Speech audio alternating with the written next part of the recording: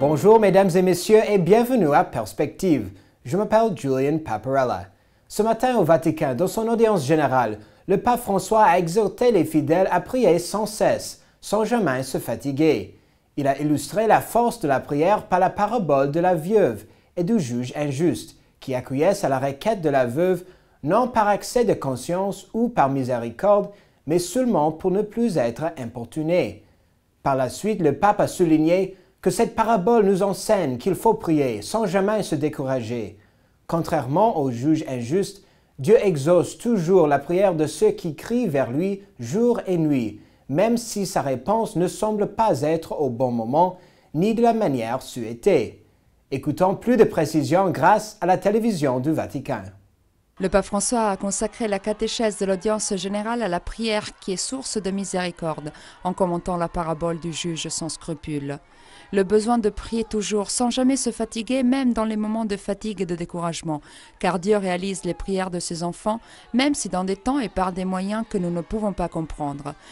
La prière n'est pas une baguette magique, mais elle nous aide à conserver la foi en Dieu et à se confier à lui, même quand nous ne comprenons pas sa volonté.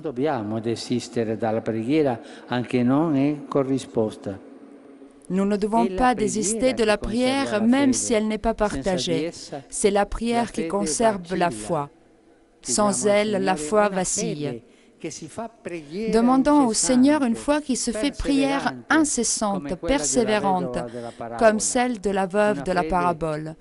Une foi qui se nourrit du désir de sa venue. Et dans la prière, expérimentons la compassion de Dieu, qui, tel un père, va vers ses enfants remplis d'amour miséricordieux.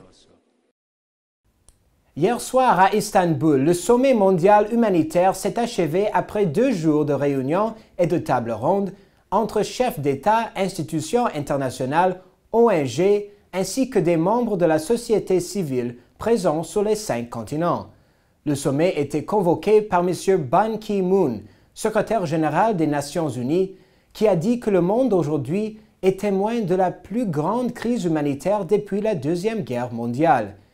Parmi les priorités du sommet a émergé les 4,3 millions des Syriens réfugiés victimes par la crise actuelle, dont la plupart sont des jeunes et des enfants. Le pape François a envoyé un message aux participants du sommet. D'ailleurs était présent une délégation du Saint-Siège avec à sa tête le secrétaire d'État, le cardinal Pietro Parolin. Il s'est entretenu avec nos collègues du Radio Vatican. Je vous propose d'écouter un extrait de cet entretien. Je dirais que ce n'est pas automatique la chose. Alors on pourrait s'arrêter à des déclarations de bonne volonté comme on a été fait aussi dans le passé.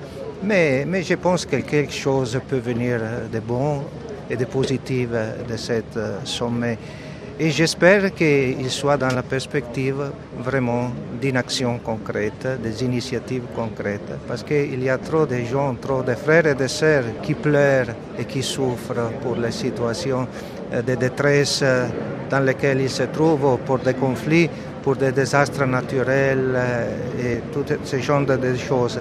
Alors j'espère qu'il y a la possibilité de faire quelque chose de positif. Je le vis au moins, je vis vraiment, il me semblait, une volonté. Alors on espère que ça se traduise vraiment en action et initiatives concrètes. Demain, la conférence religieuse canadienne tiendra sa 31e Assemblée générale ici même à l'hôtel Sheraton de l'aéroport Pierre-Elliott Trudeau à Montréal. Le thème de cette année sera la mission des leaders des congrégations religieuses, discerner l'espérance au cœur des défis. Ce rassemblement réunira 300 dirigeants et dirigeantes d'instituts catholiques de vie religieuse provenant des 4 coins du pays. Nous serons sur place, syntonisés Ciel et Lumière dès lundi pour plus de précisions lors de l'émission Perspective. Voilà, c'est tout pour aujourd'hui. Merci de nous avoir suivis et à la prochaine.